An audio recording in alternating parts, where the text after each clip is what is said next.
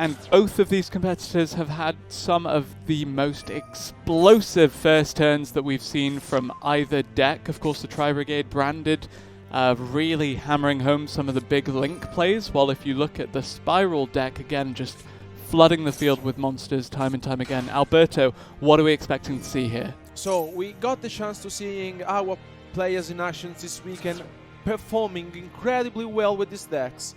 They showed us the potential, and also what I really like, that during this weekend we have seen a lot of different engines being splashed in our players' decks, and this is the case. RevzCards is playing Tri-Brigade splashed with the branded cards, and this is very powerful because we have seen that sometimes it also goes for the Anaconda link play, and with the Anaconda it basically gets access to the Mirror Jade, which is very, very powerful. Yeah, of course, Mirror Jade, the Ice Blade Dragon, being a very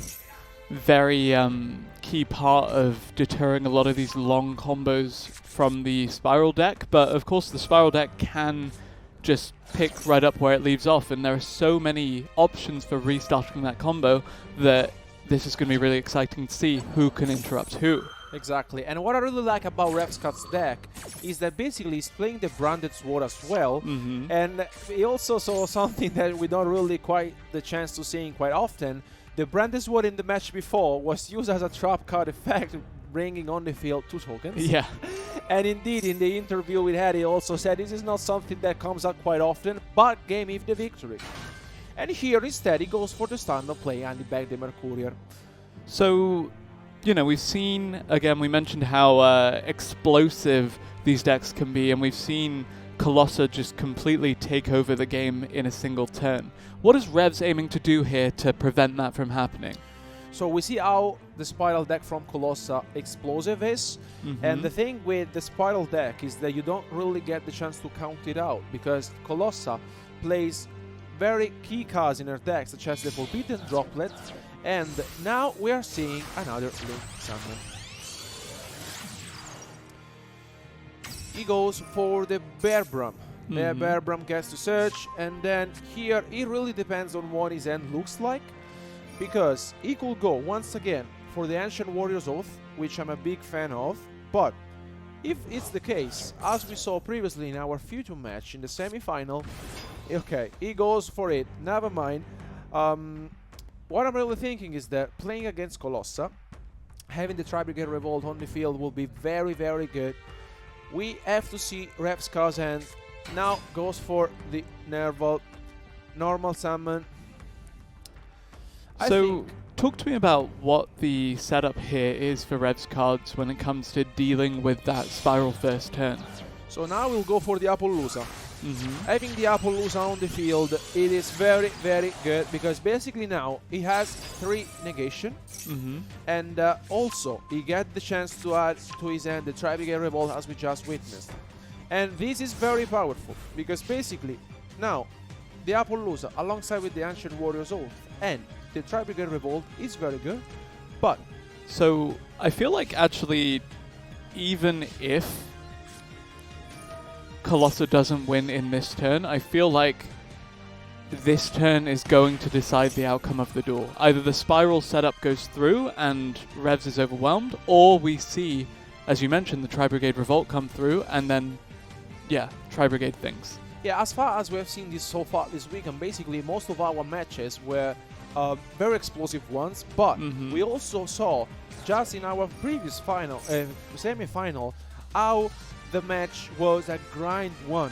So basically our players didn't want to sit up on their chair, but this match is completely different, because both of our players' strategy is to basically have more and more cards, one card after the other, and indeed with the chicken games being activated, now Colossa will be able to activate the SPYRAL Resort.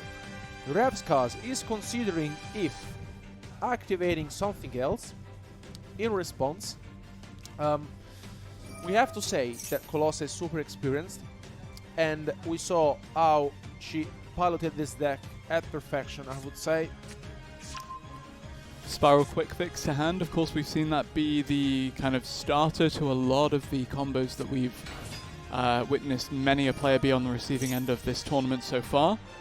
Alberto, take me through the kind of thought process behind wherever this combo is going now. So she goes with the quick fix and RevzCards activates the Appaloosa. Let's see if Colossa might hold a forbidden droplet, which might be incredible. She's considering her options. And she has the forbidden droplet as predicted. She discards the rescue and now she will prevent. So with this forbidden droplet coming through, with the SPYRAL quick fix, assuming it does go uninterrupted here and there's no infinite impermanence or anything like that, where does this combo now lead? So basically, I'm thinking now, if she would have activated the forbidden droplet earlier, instead of activating it now, maybe she would have had a slightly more advantage, but still it should not change that much, because now she got to send the rescue to the graveyard. Colossa is now considering her options, but maybe now with the forbidden droplet being activated, of course this is very good, but whereas though now on the field gets the Magician Souls, and once again we will soon be seeing the Magician Souls being activated, sending the master plan to the graveyard, and then with the rescue already there, she will be able to bring back the master plan to the field. And then where do we go from here with the master plan on the field, assuming that that does indeed go through? So we have to keep in mind that RevzCards as the Tri-Brigade Revolt face down. So this is something that we really need to keep in mind. Still, Colossa continues with the start-down combo we have already seen quite a few times this weekend, going for the master plan, and after she will be able to resolve it. But now the Tri-Brigade Revolt gets activated. Is there anything that can happen as a response to this? Apparently not, as the play does then pass back to RevzCards yet again. And where does this Tri-Brigade Revolt lead? So now RevzCards will go for the Omen. We have seen Omen being summoned a lot of times this weekend. It is very, very powerful, very disruptive card. Tri-Brigade Shuraig, the ominous Omen, going to make an appearance, as you said. And here it comes. RevzCards will also be able to activate the Tri-Brigade that had now been sent to the graveyard after this Link summoning.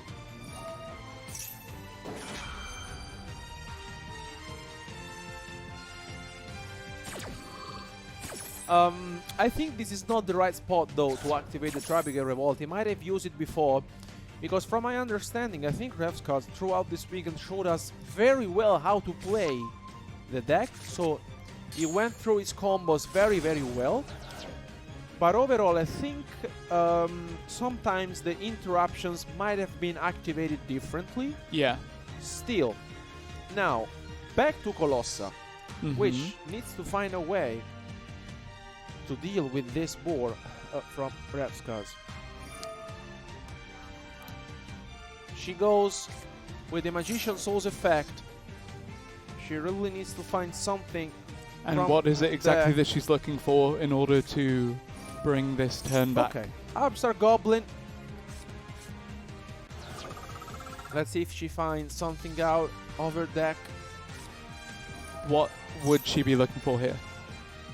She finds another copy of Where of Thou. I'm really thinking if she can put up something else, because there should be a rescue, but the master plan got banished, which means that she will not be able to bring it back. Spiral Gear Drone now added to the hand.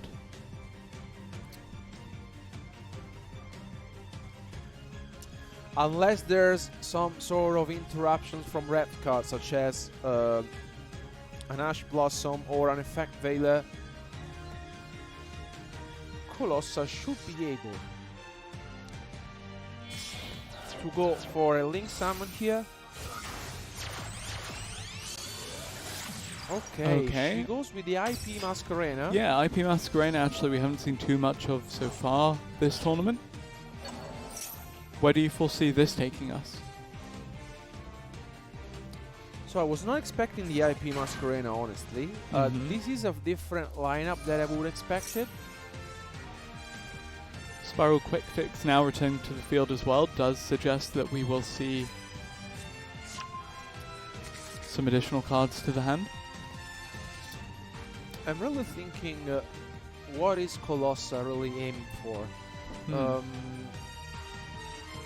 Because if it's true that the Droplet was previously activated this turn, still RevzCards with 3 cards in hand and a very good field, she really needs to find a way to deal with this field from RevzCards. She has the big red in hand, but she already activated it previously this turn. She goes with another Link Summon. Nightmare Unicorn.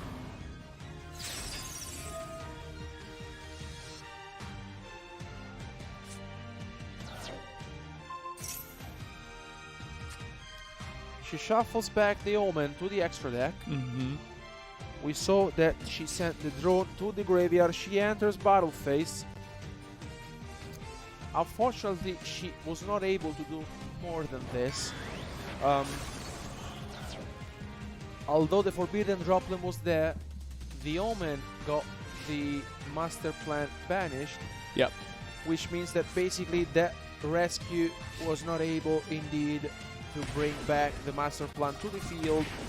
And now Colossa is taking also some damage for the activated cards. Now she's left with 2,000 life points.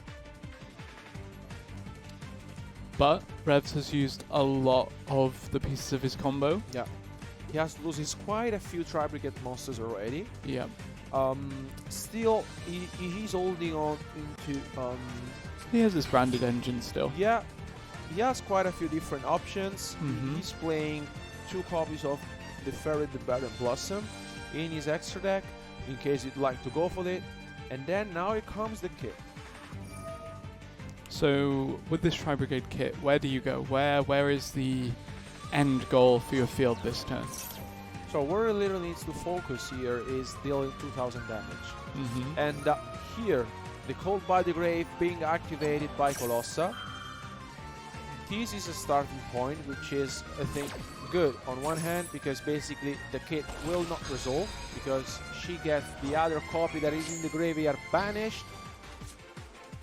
Now it all comes down to whatever is in RevzCards' hand. Let's see what he decides to do next. He goes for another Link Summon. Access Code Talker, you have to imagine? Nope. Let's go. He goes for the Anaconda. He goes for the Anaconda. I think he makes sense, because now he also gets to search for the kit, and then with the Anaconda he will be able to activate the Branded Fusion. And with the Branded Fusion being on the field, we might be seeing this game sealed from RevzCards. Let's see. And then I suppose that we'll see Mirror Jade the Ice Blade Dragon again? Yeah, you can tell. Yeah.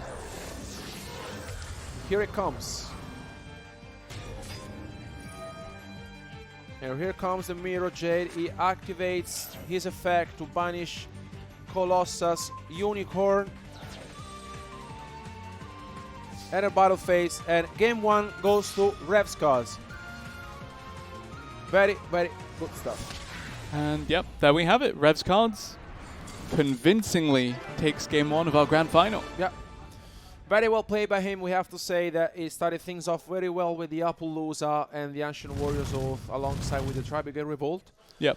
I really like the setup play. Also, Colossa had the Forbidden Droplet. Yeah, the Forbidden Droplet really came in handy to shut out that Appaloosa Bow of the Goddess play, but unfortunately it wasn't quite enough to stop the rest of the Tri-Brigade setup. Yeah, that was not enough, and now First game was won by RevzCards. Let's jump into game 2 to see the winner. And of course, this is a best of 5, our first and only of the tournament. So please do not think that if Colossa does lose this one that it is all over. There's still a chance to come back if necessary. RevzCards gets the chance to go first, activating the Albion, sending the sword to the graveyard, getting a fresh card. Yeah, so we saw the Tri-Brigade. Wow, but okay, looks like he doesn't have much going on. He just sets one card and passes on to Colossa. Will she capitalize on this? 1 for 1, very good start. Let's see, she gets rid of the drone. RevzCards does have it, the Maxi. Okay.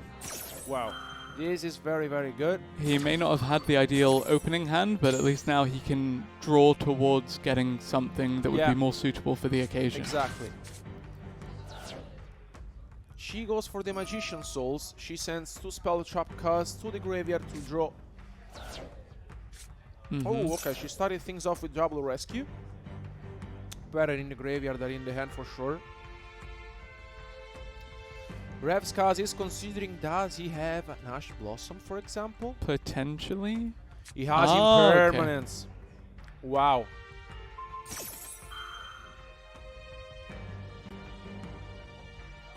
Impermanence on the Magician Souls, stopping Colossa's strategy. Let's see if she has something else, because she's left with 2 cards. She has the quick fix.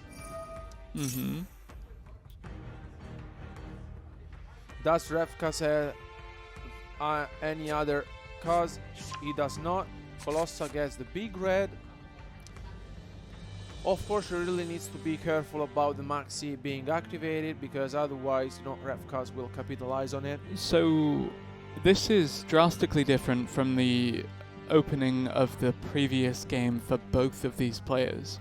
Tell me a bit about how Colossa can set up for that SPYRAL win condition, and how we see Colossa winning this second game of our series. So now Colossa decides to continue and go for the rescue. Now she will be able to special summon the drone.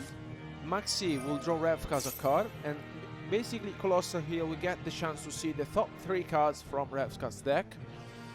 She might be considering going for a double helix after this Spiral Guild drone resolves.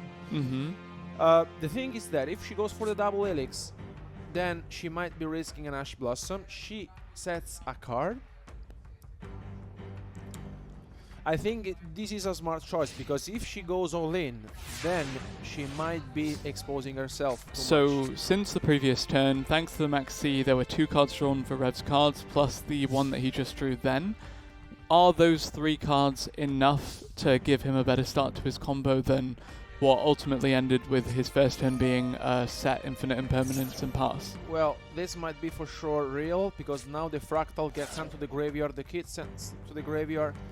He will activate the effect, and I think this is what he was looking for, because he gets to send the Nerval. Nerval will search for RevzCards, the Keras most likely.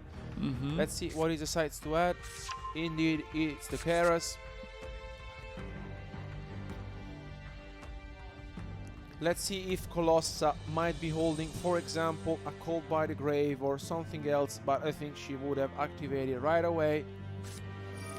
Now RevzCards goes with the Keras, discarding the Rescue Cat. Very, very interesting. Interesting, yeah, especially because we saw just how volatile the Rescue Cat can be.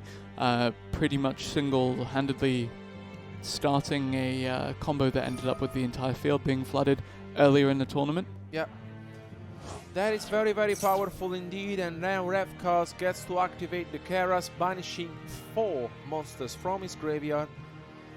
He is going once again for the Omen. Colossa will soon face the Omen, being Link summoned, and it will banish 1 card on the field.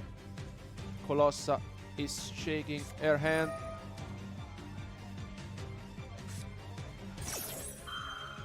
But unfortunately, she did not activate a Forbidden Drop that was there. She might have used the forbidden droplet before on the Keras, preventing this. Very unfortunate here, because now Eleonora will be left only with one card in her hand. RevzCards continues to play through his combo. He goes for the Berbrum. So you've mentioned RevzCards continuing to play through his combo. What is the goal for him here? What is the ideal second turn for him? Well, I think here he might be going, once again, if he has this solution, he also gets rid of the Branded Fusion, which lets me think he might be going for an Anaconda and then summoning the Mirror Jade onto the field. Yeah. This is what most likely will happen, because he got rid of the Branded Fusion straight away. And once Mirror Jade the Iceblade Dragon is on the field, do you think that we see the game pretty much done like we have previously? Or is there an option for Colossa to come back? Where can we see Colossa make the comeback? What cards is she waiting for? Well, the game is still not over yet, and I think that also Colossa is one of the players that we have so far this week, and that really don't want to give up, especially because she really wants to see the strategy of his opponent, studying him, and although RevzCards might be going for a game, still I don't think Colossa will surrender. Yeah, so Mirror Jade the Iceblade Dragon, once it is on the field, how does Colossa deal with it? I can tell you that basically Mirror Jade has been one of the most annoying cards to play against this weekend. Also, for Colossa, the Forbidden Droplet is a huge card to deal with the Mirror Jade, but being that one copy has already been seen from us, it might be very difficult that she's holding another copy, but also if she draws one in this situation, she's really trouble, because basically now RevzCards with 5 cards in hands, and the Rugal, the Desperate Domingo now looking good for him. There's not that much that Colossa can do at the moment. RevzCards goes for another Link Summon, and we might soon see the one and only Access Code Talker. Okay.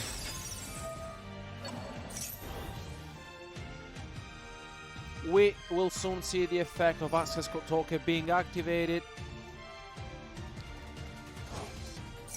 And again, if you're Colossa here, what is the response? How does she deal with this Access Code Talker that is now staring her down? I think that for Colossa, there are very, very, very few answers to this. Especially because now RevzCards is going to try his best to seal this game. And indeed, he goes for the Anaconda. Anaconda will activate his effect, will bring Mirror Jade to the field, activate Mirror Jade effect, get rid of the drone, and attack for game.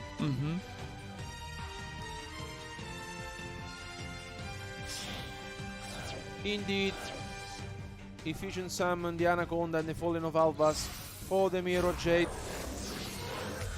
Here it comes. So what was it, would you say, that really cemented this victory for RevzCards in this game? What was the card, what was the play that secured his victory here? Well, I have to say that he started things off very well. On the other hand, Eleonora, I think, made a small maybe misplay with that Forbidden Droplet. She might have been considering activating it on the Keras instead of doing it on the Omen, so she would have prevented her opponent to basically summoning the Omen. But here, just activating the Mirror Jade on the drone. So the direct attack does in fact connect. The attack will continue.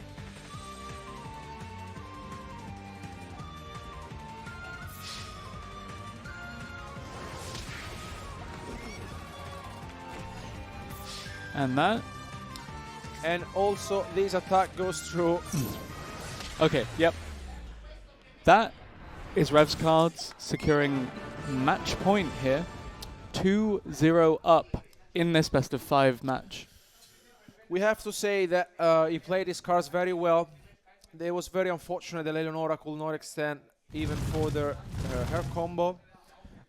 Throughout this weekend, we have seen, though, that Eleonora doesn't give up, for sure. Even though she is actually under 2-0 against RevzCards. This match is far from over because our players are actually competing to become our first ever Yu-Gi-Oh! Master Duel champion. Let's now go into Game 3. Let's see who will start things off. And indeed, we did just mention this is match point for RevzCards. He's looking to secure his victory here. He's looking to really seal the deal, and he's looking to clean sweep this grand final and become the first champion of the Master Duel Invitational. RevzCards start things off once again, and looks like he started things off very well with the fire formation tanking, getting the fractal. He activates the fractal, then the kit comes to his hand. Keras discards the kit. He will soon summon the Keras as well. We might be seeing what we saw and witnessed in Game 2 and Game 1 with the start-down lineup play, even going for the Ancient Warrior Oaths. Yeah. Or maybe it will go for the Appaloosa, which is very, very powerful. Yeah, that really threatening lineup of monsters in the extra deck for RevzCards going to present an issue for Colossa to deal with. Yeah. Talk to me about how Colossa can, in fact, deal with the fact that presumably there is going to be an Appaloosa Bow the Goddess on the field. There may be Shuraig the Ominous Omen on the field. Yeah. I think for sure one of the most sought after cards for Colossa is the Forbidden Droplet, because with Forbidden Droplet in hand she might be disrupt the Appaloosa that we will soon see from RevzCards. I will be surprised if he doesn't go for the Appaloosa setup as he did in Game 2. I think once again we might be seeing as well the Tri-Brigade Revolt. I will not be surprised, honestly. RevzCards continuing, he discards the Branded Fusion, and from what we saw during his matches, when he gets rid of the Branded Fusion is because his plan is to go for the Anaconda and then bringing Mirojer onto the field. And actually somewhat refreshing about RevzCards' strategy here is that despite running the branded components of the deck, it is still primarily a Tri-Brigade deck in terms of the duels that he has won, which is drastically different from what we'd seen earlier in the day from other decks that did utilize that branded engine. Yeah. I really like basically this Tri-Brigade version, because basically on one hand you get to capitalize on your Tri-Brigade cards by also looking for your Tri-Brigade Revolt and having Omen on the field. But as you said, basically having also this spice addition of the branded cards, of the branded engine, also gives you a huge advantage against your opponent, because Mirror Jade is very annoying to play against. And also, not only because you have 3000 attacks, but for the effect that every single turn can banish one card. And speaking of a huge advantage, just look at the field right now and look at the Link summons that continue to come down from RevzCards. And this is the play we were talking about once again. As we saw in Game 2, RevzCards is going for the Appaloosa plus the Ancient Warrior and the Tri-Brigade Revolt. Very, very good start from him. He started things off once again incredibly well. He sets 2 cards. He might also be holding an Infinite Impermanence, for example. Let's see. Now play is back to Colossa. Will she be able to deal with Appaloosa and the Ancient Warrior Oath from RevzCards? Abstract Goblin is being activated by Colossa. She really needs to find something out of her deck. She goes for the Magician's Soul right away, sends the Master Plan. I think RevzCards will soon activate the Appaloosa to negate the Magician's Soul. He doesn't negate it. I am not surprised, honestly, that he didn't negate it. Eleonora now goes once again for the Magician's Soul's effect, and as in Game 2, she got to see 2 rescues in her hand. Does she have the forbidden droplet? She doesn't. Wow, she doesn't. And this Appaloosa above the goddess successfully resolving does mean the Magician's Souls sits there doing not much. Exactly, exactly. This is very unfortunate because basically she didn't get the chance to see the forbidden droplet, and also she started as she did in game 2.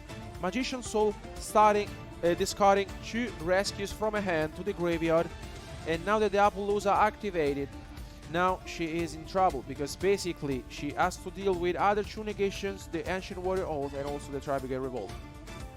And talk to me about how this SPYRAL deck does make a comeback here, because Colossa, her tournament is on the line. Grand Finals, you need to win this to stay in the tournament. You need to win this to have a chance of winning the tournament. Yeah, she needs to go here for the rescue, bringing back the master plan. Yeah, here RevzCards activates the Tri-Brigade Revolt. And then that should lead into the Tri-Brigade Shurag, the Ominous Omen. Correct. He really wants to get rid of the master plan as soon as he can. And without the master plan being on the graveyard, Colossa will not be able to special summon it once again with the other rescue that was previously sent with the Magician's Soul's effect. RevzCards is actually considering what to bring back. He brings back the Kid, Nerval, another Keras, and the Fractal. We will soon see the Omen being summoned once again with the Revolt. Very, very incredible card. Here it is. RevzCards pretty much dictating the pace of this game now. Some really, really scary Link monsters currently facing down Colossa. How does Colossa come back here? What can Colossa do? Without the master plan here, it will be very, very difficult because basically once the master plan will be banished by the effect of the Omen, the rescue in the graveyard will not be having any monster. Now let's see what happens.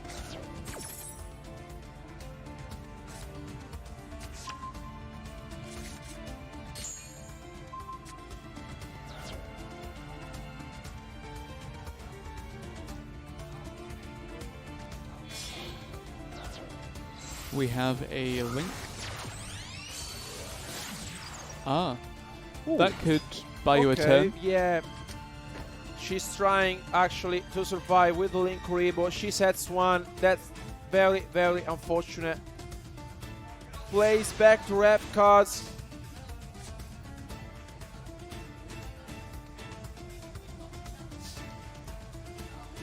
Now play is back to RevzCards. Let's see if he will find his way to deal with the Link Kuribo and push enough damage. And Tri-Brigade Kit here again, just ready and waiting to start another sequence of Link summons, another combo, and another threat that Colossa is going to have to deal with. Here comes the Kit. RevzCards is going to perform another Link summon. Here comes the Call by the Grave, as in game 2, that will get rid of the Kit. It's a little late, but yeah, still welcome. Still. He doesn't change much, honestly.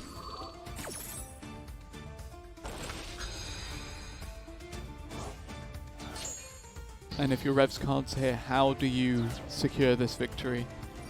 So now here he goes for the Ancient Warrior's Oath.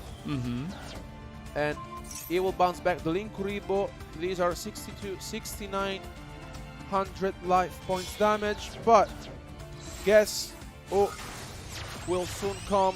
I think here comes the Blossom, but I am pretty sure that RevzCards wants once again to summon the one and only Access Code token. Would be very fitting. Let's see if he finds the way.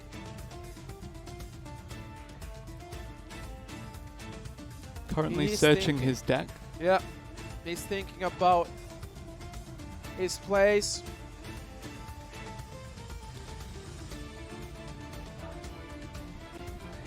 He's taking some time. He's one win away to becoming our first ever Yu-Gi-Oh! Master Duel champion. One win away, one turn away potentially. Just, yeah, he has the luxury of time. And also a Predaplant Verte Anaconda. Again, just looking for that branded fusion into Mirror Jade, the Ice Blade Dragon. He gets rid of the Omen though. He's activating the Blossom.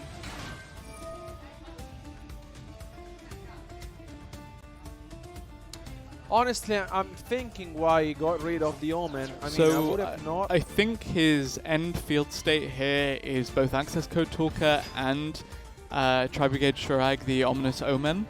It's just a question of how he makes his way into them. Now he goes for another Link Summon, and the Access Code Talker hits the field.